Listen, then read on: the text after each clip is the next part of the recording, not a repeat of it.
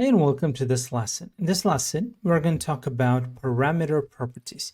Parameter properties help us write more concise and clear code when declaring and initializing class properties. In this lesson, I'm not going to do anything new. The only thing we're going to do is reduce the bloatness of this code right here. And the first thing that I'm going to delete is this line right here. The rest I'm going to keep. So we know that ID, name, they are public properties, price is private, and this language is neither public nor private, it is optional. So what we can do is inside the constructor parameter list, in here we can specify which property is what.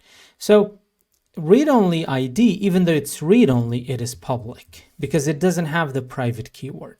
So it's public, but it is not only public, it is read-only as well. Cool, so that part is done. What about name? Name is public as well, but what about price? Price is private. So after doing all those three, I can get rid of them here. Cool.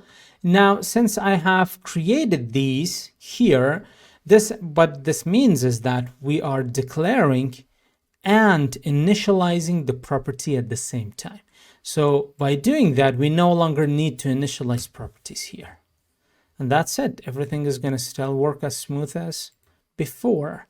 So with this, our code is more concise, it is more clear, and it's not like if you have like 10, 20, 50 or 100 properties like me sometimes, you're not gonna like be boggled, you're not gonna have to declare these properties in 3 different locations. You can just use parameter properties which declare the property and initialize it at the same time. That's why it's called parameter property. Why? Because where are we initializing these properties? We're initializing it in the parameter list of this constructor function. So this is a parameter property. Cool. See you in the next video.